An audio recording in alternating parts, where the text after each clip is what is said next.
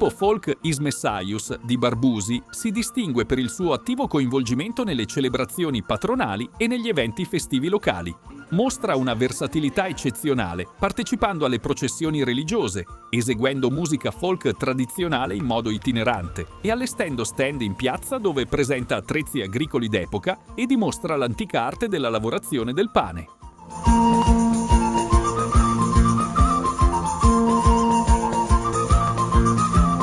Is Messiahus indossa abiti che evocano l'ambiente agricolo storico, conservando così il ricordo dei nostri antenati che hanno plasmato la nostra storia. Il gruppo incarna profondamente l'identità rurale e le sue radici tradizionali, riflettendo il motto "con la gente, per la gente, dentro la festa".